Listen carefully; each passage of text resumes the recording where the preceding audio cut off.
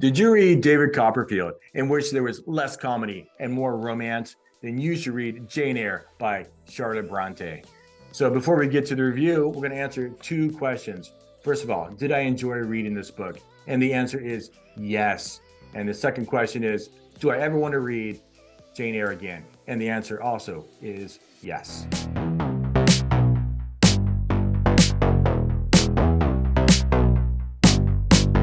Welcome to Whiskey and Literature, where we read and discuss the greatest books of all time, the best stories that have ever been put to paper, and occasionally the worst book and all those in between, because all the stories are ours. And while we're turning those pages, we're sipping those bottles, those finely distilled spirits. I'm your host, Captain Mike. Last year, I watched a video, thank you, Benjamin, from Hardcore Literature, about the 50 greatest books of all time. And I decided to read all 50 books in 2023 and added 2 books for good measure to get to 52 books in 52 weeks. And I decided to create this YouTube channel to share my experiences and reviews with you. This is my 10th review of the year, Jane Eyre by Charlotte Bronte. And I'll spoil the entire review by saying this has been my favorite read of the entire year. And so I am super excited for this review for 2 reasons. First of all, I adored it. And second of all, we have a special guest reviewer with us today. Sadie, welcome to Whiskey and Literature. Thank you, Captain Mike. Happy to be here. I am so glad. I've been waiting for this ever since I thought of this channel. I didn't really think about having anyone else come and review books with me. And then you guys decided to, or I asked you guys, or I can't remember how it happened exactly, but we're to this moment right now. So I'm super excited, and I've obviously never done a Zoom review, so I don't know if I look at the camera or look at you or look at my notes. So we're going to be all in between, but yes. I'm really excited to have you here. Thank you. And you're doing another book review with us later this year as well? Yes, Catcher in the Rye. Catcher in the Rye. I don't think I've ever read that one. Have you? Me either. Nope. No. Now, you are a reader, though. Yes, I am. I put some of my favorite books right here for y'all. But I've never read Jane Eyre. I realized I didn't realize her sister was Emily Bronte that wrote Wuthering Heights. And I read that forever ago and I loved it. But I didn't realize that. Guess what? I didn't either. That's I've learned so much this entire year, and it's only been like less than 3 months here as I've been reading about these books and reading about the authors. I read Charlotte Bronte, about her and her life story, and it just made this whole book even more amazing to me. In all your reading, have you ever read about authors before you read a book? I don't think I have. Maybe in school, maybe you studied I'd say in a little school. Bit. Yeah. But okay. Never. So what kind of books typically do you read? I read everything under the sun. I used to be big into like the dystopian novels, but lately I've been getting into literally everything. I have a few from you. I've just started to read the Chaos book. I don't know if you remember that one. Science. Yes. Straight science. Science. Yes. One of my favorites is also called This Earth of Ours. It's really old. It's just about the Earth. But it's it's really cool. I'm reading White Fang again. That's one of my favorites. It's a good one. So good. Yes. And then some old classics. So everything. Read everything. I think you probably have your camera on your, I have a separate camera here. I don't know where to look today, but. Me either. I'm going everywhere. Yeah. Okay. Have you ever read a romance novel before? Absolutely. Yeah? Yes. Do you have a favorite one? I don't know. I don't think so. They're not my big forte, I'd say, romance novels. Wuthering Heights is kind of a romance novel in a way, kind of similar to Jane Eyre. So you have read Wuthering Heights? Yes, and I really liked that one.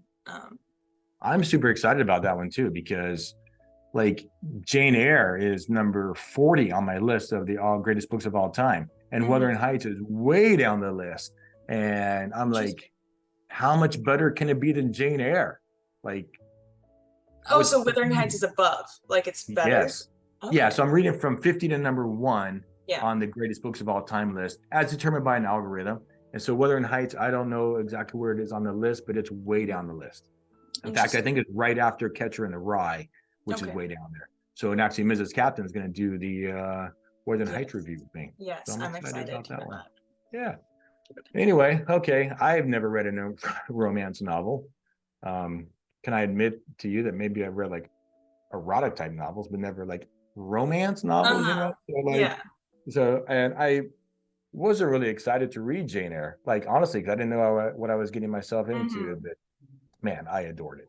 So Charlotte Bronte, let's discuss her a little bit. You read about her life just a little bit. What did you think about Charlotte Bronte? I was surprised about the similarities between the book and her life, but also the differences. The fact that she has siblings from like early on. Where in the book it's like she grows up not having Yes, that connection. Um, yes. but the similarities between the school she went to and I forget what the place is called. Lowood. Lowood, yes. Yeah, I thought it was cool she was kind of calling out the school that she went to in real life. Um, yeah, because of the yeah. abuse and stuff she faced there. That was cool. I've been amazed as I've been reading this year how much the authors put their lives into these books. Hmm. James Joyce, A Portrait of the Artist as a Young Man. Let's see, the Hemingway, The Sun Also Rises, David Copperfield. These books, they're not autobiographical, but they're pretty close to autobiographies, Hmm. at least part of the books. I think up until the Lowood part of the story, it was pretty close Yeah. to Charlotte Bronte's life. Hmm. And she also was a very short, frail woman. Yeah. That's how I imagine her in real life. But yeah, I mean, I thought she sounded awesome. You know, they didn't have the streaming services and the YouTube and Hmm. TikTok and all these kinds of things and how her and her siblings just created. You know, they Yeah. weren't like us. We're like consumers of media, and they were producing their own worlds and their own media and writing stories and poems, and it was insane. Like all of them, it was crazy, and It's I true. love reading about it. Okay, so Charlotte Bronte, amazing, and she passed away at 38 years old, Hmm. super young. Though, I mean, I can't remember how many of her siblings passed away before her. And I think in all of fact, them, maybe. all of them actually, well, I guess I don't know if Emily outlived her or not. Uh-huh. Um, I do know that one of her other sisters, she had written a book, and I read that Charlotte Bronte like suppressed that book and didn't allow it to get published, which I think is Oh, maybe a little black mark against Charlotte Bronte, but we're not going to hold that against her because we're in love with Charlotte Bronte, so no big yes. deal. But yeah, I pretty much just wept when I heard about how she passed away and she was pregnant. Yeah. You know, she was just kind of a frail woman, I think, back then. And it wasn't very uncommon back then for Mm. women to die in childbirth and at an early age. So we'll never know what else ever else she could have done. And I would like to read Jane Eyre again, but definitely I'm going to go back and see what else Charlotte Bronte has written in her life. And maybe I'll get back to Jane Eyre or not, but Hmm. regardless. Okay. Any last thoughts on Charlotte Bronte? No, I don't think so. No. She's Okay. great. Yeah. We love her. Yeah. She sounded awesome. Okay. Let's talk about the books. It was published, or the book. It was published in 1847 originally. It was released in 3 volumes. So not like David Copperfield, which was released kind of in a serial format, bid after bid after bid after bid. There's 3 Hmm. volumes for Jane Eyre. And, you know, it's kind of how they released books back in the day. It sounds like from the things that I've read. It's a Bildungsroman, meaning that we see Jane Eyre from 10 years old all the way up until she's married. And we see this development that she has and how she grows as a person and learns and develops. And obviously it's in the romance genre as well. Did you read the book or did you use Audible? I read it. You read the book. Yes. Okay, and it's a pretty nice looking copy you got there Yes. of the book. Yeah, She's beautiful. beautiful copy. Mine is very more maybe functional. You know, Yeah. it's not bad. I mean, I bought 50 books at the same time, and so I basically got the cheapest books I could find. And actually, I bought this one from the Goodwill bookstore, $3. Look at that. So I appreciated all the books that I could find for $3. I probably still spent $300 buying books. I mean, if you're buying 50 books, so. And I did not turn one page in this book. It was So my read it all intention on to read Audible. this book entirely, and I listened to the entire book on Audible because I'm reading Jorge Luis Borges right now, and so I'm reading Borges when I have time to turn pages, and it is so slow going. I am bogged down with Borges because I am so disappointed. So I decided to listen to Jane Eyre, and I am so glad I did. So, man, I really enjoyed the narration of this book.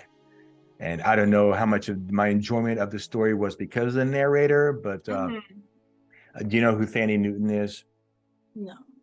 She's an actress. She was in Chronicles of Riddick. That's where I first saw her, Okay. and a beautiful woman. And so in my mind, I had Charlotte Bronte, Jane Eyre, and Fanny Newton all smashed into like one person, and I'm just in love. And Fanny Newton did a fantastic job. Some of the emoting that she did, and specifically like when Jane was in the red room when she was Mhm. young, and these moments when she was really emotional, I thought Mhm. Fanny just blew it out of the park and did an amazing job. So Mhm. read the book, listen to the book on Audible. It was 19 hours and 10 minutes long. My book is 527 pages long. I don't know how long your book is. You know, mine's a pretty standard trade paperback format, but man, I really enjoyed Sandy's narration. It was fantastic. So that would be my recommendation, but I might be biased a little bit towards that. Definitely some social criticism in the book. We talked about religion. I mean, she was a staunch Christian. Jane Eyre was in the novel. She was kind of broke from tradition in the fact that she was very individualistic as opposed to kind of conforming to society. That was a Mhm. big problem early in the book with the Reeds, of course. And we have commentary or criticism about religion, or I should say commentary on religion, feminism, the education system of the day, and it's the class and sexuality. So those all were part of the book and part of the story, and I thought it all came together in just a wonderful, wonderful story. So we can divide the book into 5 parts, really. I mean, there was a part in Gateshead when Jane Eyre was a young girl. Man, I still just want to look at you instead of the lens here. I'm I know. self. I'm like, I'm just gonna look at you when you're talking because it makes the most sense. I'm listening. I just didn't want to use the camera on my laptop just because it's lower quality. So we had the time when Jane Eyre was in Gateshead, and she was, I believe, 10 years old at that time, and she might have been a year or two older when she actually went to Lowood, which Mhm. is the second part of the story. And she was there as a student for 6 years and a instructor, a teacher for 2 years. And at that point, I think one of her favorite coworkers, she left and got married. And so Jane Eyre was like, well, "What am I doing with my life? I need to go somewhere and do something more than be just an instructor." Mhm. And so she became a governess in Thornfield Hall, and that's where she met Mr. Rochester. And so she was there for a while until the wedding day, Yes. and that night she of course left, and she ended up at Moore House, and that's where she met her cousins, Mhm. and she was there until the proposal. And then after the proposal, she went back to not Gateshead. She went back to Thorn. Thornfield Hall, which was Yeah. burned down, and then she went to Ferndean. So that's where the story ends there at Ferndean. Okay, so that's how we divvy up, in my mind, the story, right? Five Uh, distinct portions of this story. So I don't think we asked this before, but had you ever read Jane Eyre? Never. I don't know why I thought you had. You have read Wuthering Heights, right? Yes. Maybe that's why. Maybe that's why. So I don't know. Just overall, what did you think of the story? Like, what do you think? I also absolutely adored it. I think that's a great way to put it. I had like an aversion to it for a long time. I don't know why. Thought it'd be like it's a book from the 1800s about a Yeah. woman, and I was just like, that's probably not that interesting, which is horrible of me to say. Um, as No. a woman and as a feminist, I thought it was beautiful though. I think she did amazing with how she didn't necessarily force upon the ideas of like feminism and her hardships as a woman, but she just intertwined it with the story so the reader could like feel it in a more real way instead of just being like preached at, kind of, Yeah. because people don't really take to that as easy. Yeah. I don't know, it was really good. I really loved it.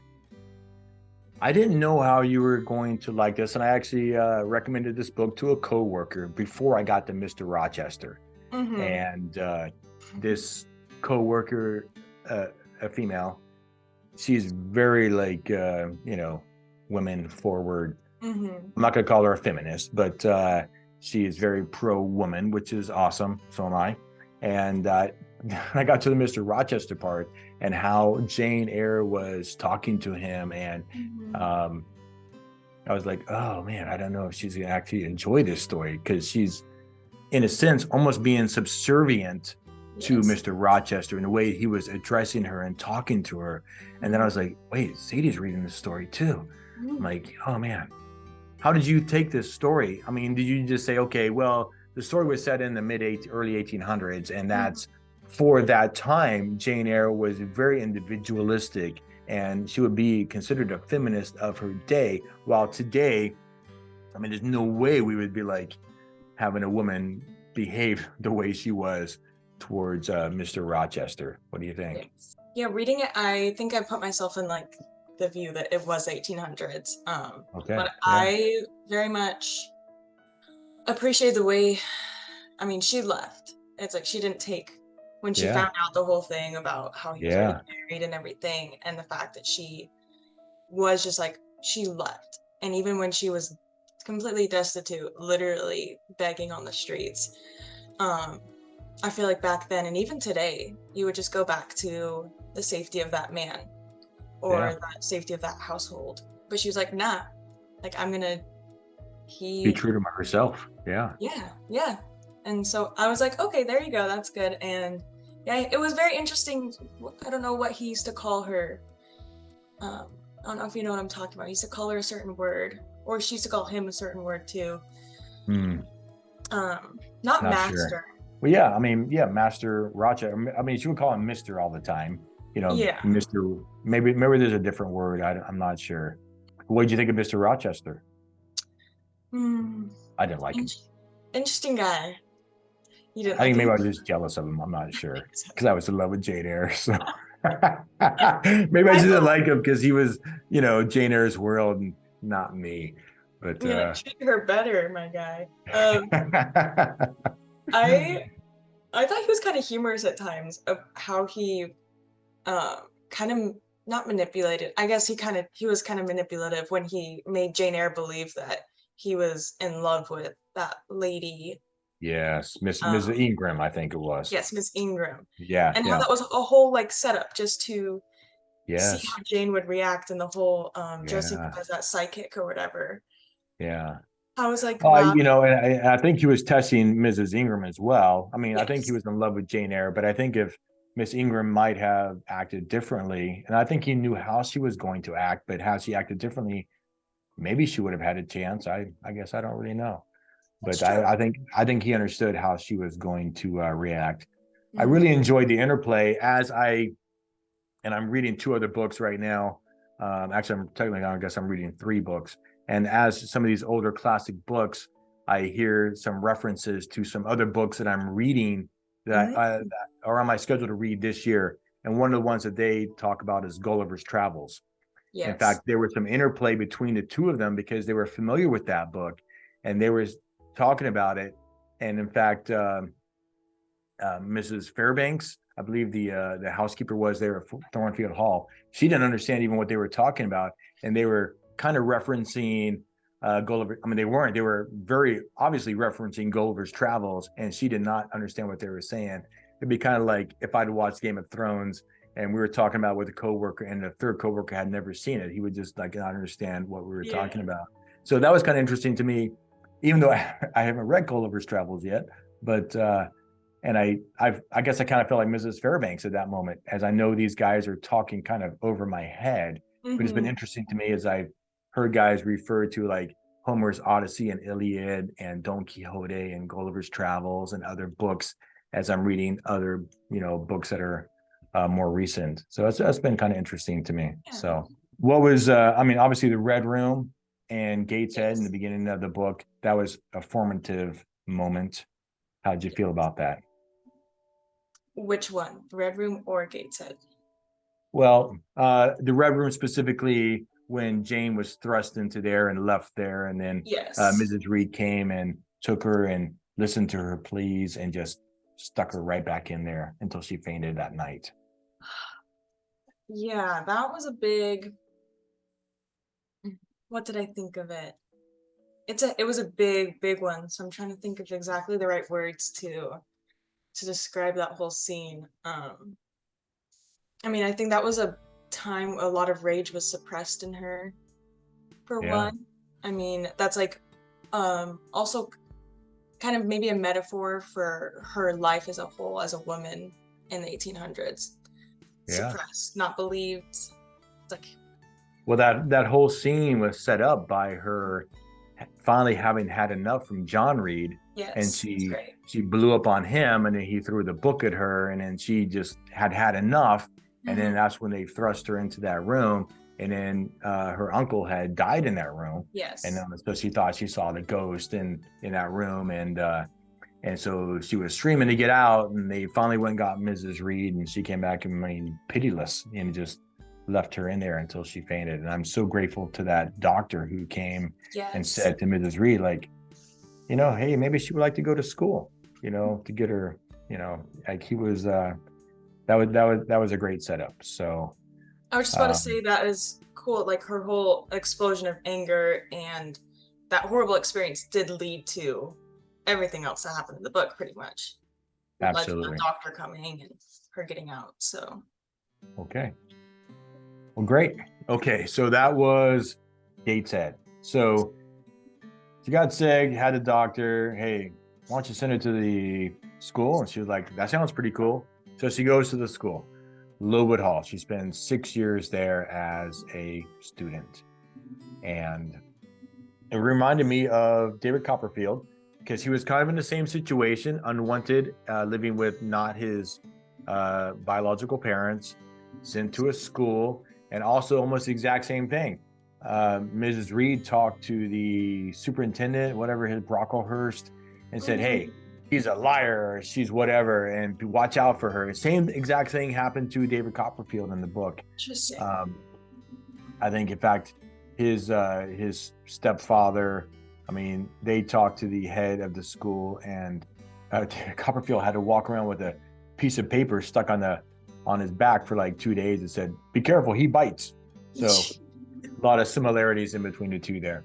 But she spends 6 years there. She makes a friend, Ellen Burns. Helen? And yes, I Yes. think Ellen or Helen, I think it's Helen. Ellen. Okay. And she, a couple of the instructors there, she makes really good friends with and Mhm. appreciates them and that time. So I will tell you, I was driving to work, listening to Jane Eyre on the way to work Mhm. when Ellen or Helen Burns died. Oh. And I was driving to work and I'm crying as I'm driving. I'm like so sad. And I don't know how much you read about Charlotte Bronte, but that scene apparently was an exact replica. That's what they intimated anyway, from when her sister Maria died. Oh, sad. I didn't know that. That was almost directly pulled out of Charlotte Bronte's life and put into the book. Mhm. And what a touching scene. And so um, that for me was one of the most touching scenes of the book. And then, so she's there for 6 years as a student, teaches for two Mhm. years. There's that instructor that she really liked. And Yes. I don't know, what did you think about Lowood? Any thoughts there? I mean, Probably the most profound thing was her friendship and then the death of Helen or Ellen. yeah, Um, I think that was probably the most important part of that whole thing. I thought it was interesting the talk of religion was really high, I feel like at Lowood with between her and her friend. Like, yeah, um, because even though you mentioned Jane Eyre, she was super Christian, but she was also a little bit like, uh, yeah, like not like the pristine, quiet Christian. She wasn't super like forgiving. I remember at one point she was like, "I'm good to people that are good to me." That's how it goes. Yeah. Yeah. And her friend was like, "No, you're just good. Like you forgive." And I thought that was That's kind of a interesting. Christian attitude, though, Yes. to be honest with you. I mean, yeah. Yeah. Yeah. I think she in some ways embodied, a good Christian, she was true to herself. She was pretty clear about what she believed in. And she used it as a strength for her. And Hmm. that's good for her. Good for So her. yeah. She used that time to better herself in a lot of ways. Hmm. And then she finally was like, basically in my mind, she was just like, I've gone, I've received as much education and I've learned from teaching. And as I've taught different things in my life, there's no better way to learn something than to teach it. That is And so she did that for a couple of years and said, finally, like, I need to grow some more, do something more, make my life mean more than what's true. happening here instead of this day-to-day drudgery. So she applies for the governess position there, and I think she did an ad in the paper. And Yeah. here's back from Mrs. Fairbanks or Mrs. Fairbanks at Thornfield Hall, and it goes and becomes a governess there for Adele. Yes. So, any thoughts on Thornfield Hall? That was a crazy time. Simply crazy. That place had me so many surprises around each corner, just from like Uh-huh. how she met Mr. Rochester to the whole Grace Poole mystery What until you was going find on out. there? Yeah, I So weird. so did you read about Jane Eyre before you watched or read the book? No. No. I typically read, but because of Borges and I started listening to Jane Eyre and I just enjoyed it so much and I just burned right through the book so Mhm. fast. I was about halfway through the book before I read about the book. So before Grace Poole was introduced, before what was, do we need to spell things out? We can put little secrets there. Before what exactly was happening at Thornfield Hall, I was revealed, I knew about it Oh. because at that point I had read about the book and Charlotte Bronte. Hmm. And so that wasn't a surprise to me, but we've discussed this before, spoiling books and movies. It's not really a thing. I mean, otherwise no one would have watched the Titanic and no one would ever reread a book if, knowing the ending would spoil the journey. But we'll say whatever happens in Thornfield Hall as far as the mystery there goes to the readers. We'll leave something for you to discover. But so Mr. Rochester, like literally, I was like, gosh, this guy, I freaking hated him. Like, I don't know if it was jealousy and just maybe I just didn't like the character overall initially. But again, I was like, my time 2023 versus mid 1800s, it's a very different world. And I was trying to think, okay, as for a guy in his situation with so much power and advantage, he was a pretty cool guy. He didn't really press that advantage. We Hmm. would think, what a jerk these days, but maybe in this setting he wasn't that bad, huh? Maybe. I think the biggest thing for me was how he treated Adele. I wish he was like more of a. But then again, maybe there's something special about him not being this perfect character that usually romance novels have. That's like the Yeah. men or the women are both just like they have these redeeming qualities where they're really wholesome with kids or they're just so romantic and they're end up being like this perfect person with only a little bit of flaws where Mr. Rochester has like a bunch of flaws but still she loves him and Yeah. so It's true. We haven't touched on that point. I mean, she was very clear, being Jane Eyre, that she was not a very beautiful woman. I mm-hmm. mean, if you remember and I'm jumping all the way to the end here, Ferndean Hall, after Mr. Rochester was burned and blind Mm-hmm. and lost a hand, and he said something to her like, "You must think I'm a hideous creature." And she basically said, "I've always thought you were a hideous creature." That Yeah. was not that's not a quote, but he's like, "You must think me very ugly." And she's like, "Well, I've always thought you were kind of ugly." So, That's not why I'm in love with you. It's for your physiognomy, which is Mhm. another. I'll touch on that point just briefly, but this book, A Middlemarch, and Tristram Shandy and David Copperfield, they do like I don't know if they studied in school, but like the Grecian features and how people look and how set your eyes are and how big your Mhm. brow is and all these little things they put in. They did a lot of they took a lot of stock in that, like how did Mhm. you actually look? They thought that meant something back then. So I thought that was interesting. And that's been a true thing or part of the book in almost all of the books that were set in this time period. So, okay. So she spent some time there. She fell in love, Miss Ingram. Mhm. He finally proposed to her. She accepted. Yes. Then that went pretty bad, pretty Yeah. sour there at the end, Mr. Mason. And so she runs away. Can we just get, because that we'll be done with Thornfield Hall there. I mean, not a whole lot going on there other than she falls in love and it's interesting. And Mhm. um, so she runs away and ends up at Moore House. I thought that was an interesting scene. And I mean, of course, it was set up. It's a book, right? I mean, she would Yeah. not normally end up at her cousin's house. Mhm. But that was an interesting scene. Now you have this guy who is the opposite of Mr. Rochester, right? Yes. He's very pious. He's very beautiful, well put together, and man, he was awful, huh? I don't know. What do you think about him? Oh, I did not like him one bit. For a second, I was like, oh, maybe she's gonna go after this guy. Is this a new love interest? Yeah, But then that completely no, he was a weird one. yeah.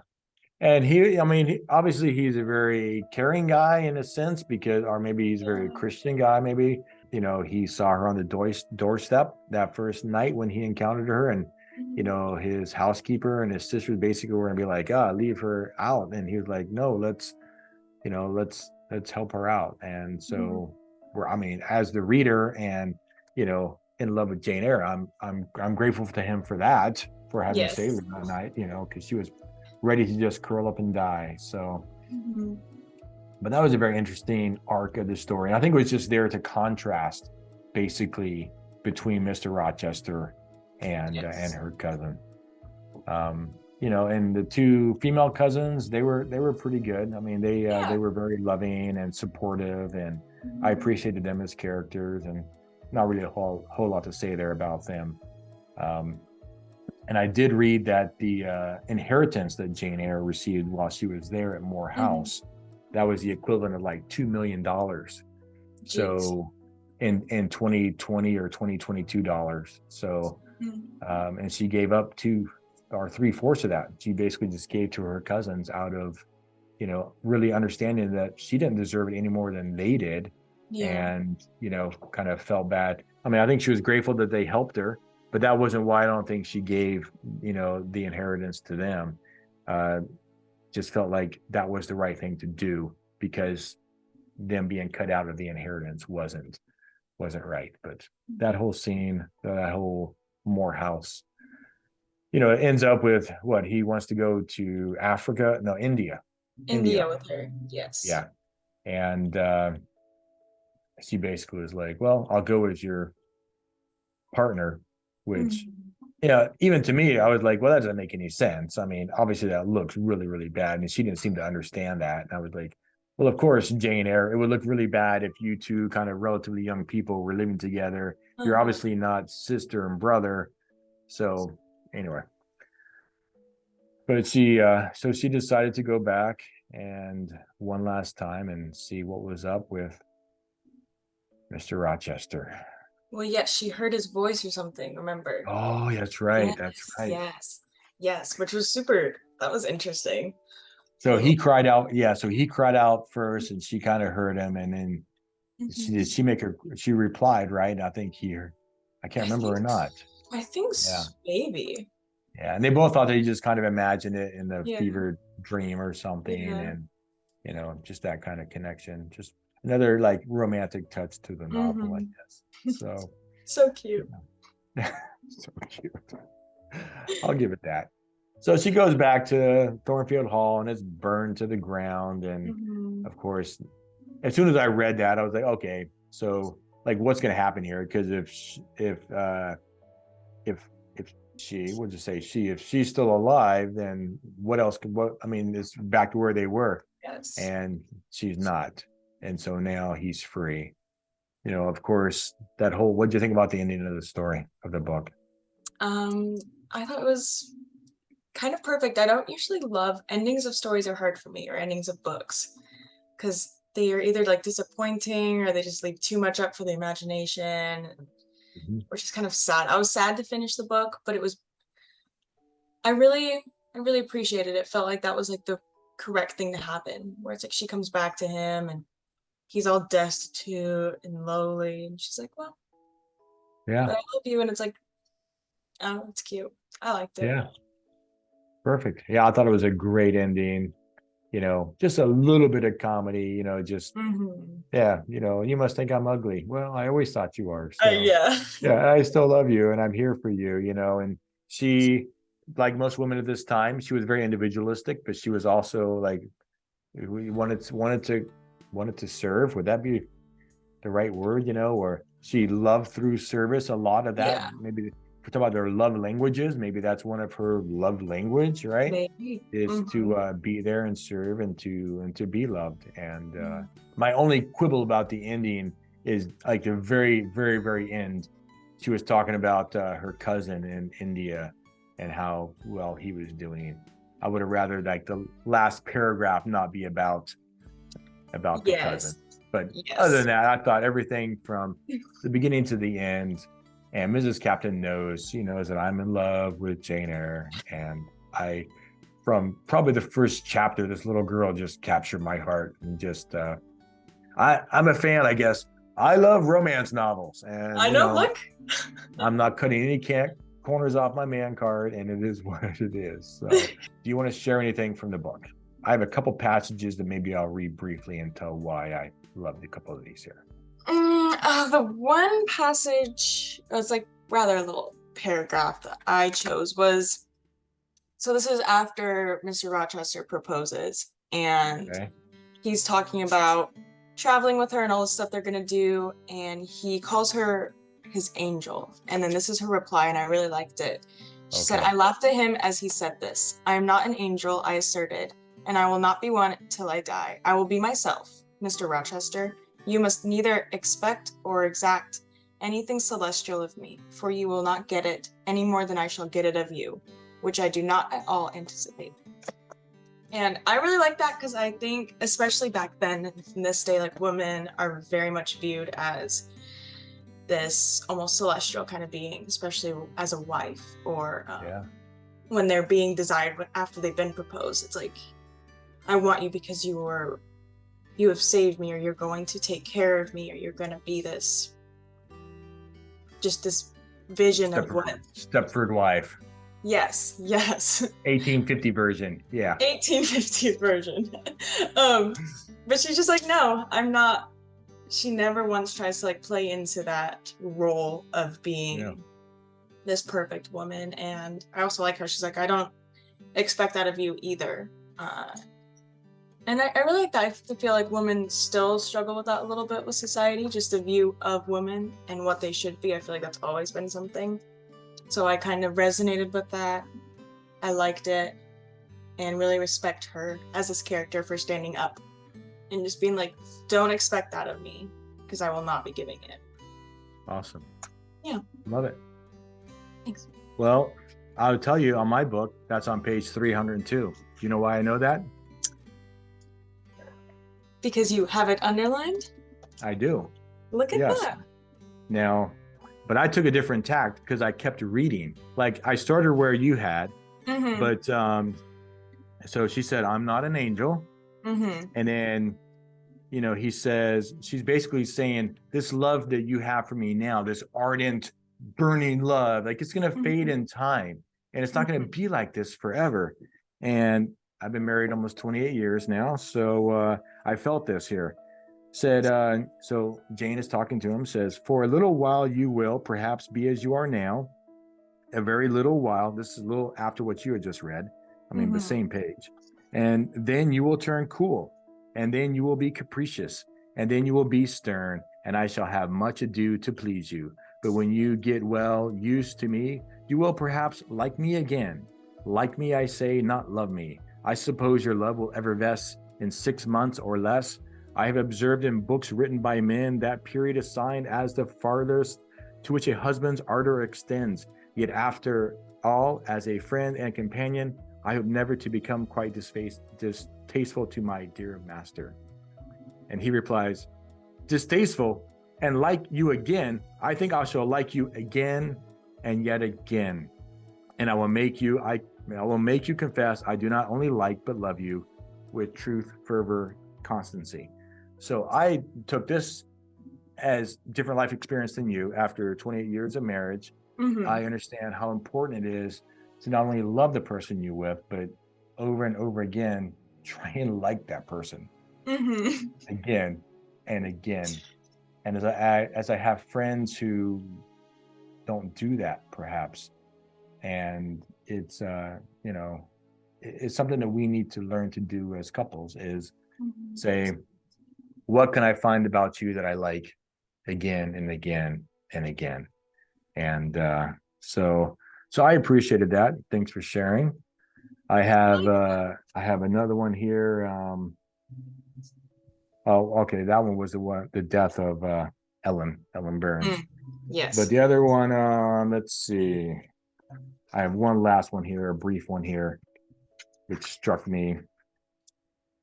So basically, he was kind of dressing down Jane Eyre in one of the first when they were at Thornfield Hall the first time. He said, "You never felt jealousy, did you, Miss Eyre? Of course not. I need not ask you, because you never felt love. You have both sentiments yet to experience. Your soul sleeps. The shock is yet to be given which shall waken it. You think all existence lapse in as quiet a flow as that in which your youth has hitherto slid away, floating on with closed eyes and muffled ears. You neither see the rocks bristling not far off in the bed of the flood, nor hear the breakers boil at their base. But I tell you, and you may mark my words, you will come someday to a craggy pass of the channel where the whole of life's stream will be broken up into a whirl and a tumult, foam and noise. Either you will be dashed to atoms on crag points, or lifted up and borne on by some master wave into a calmer current, as I am now." Again, we talk about life experiences and things that resonate with us. When I read A Portrait of the Artist, a Young Man by James Joyce, I was like, this book is, I don't know. And then I realized his journey was my journey, and I wept.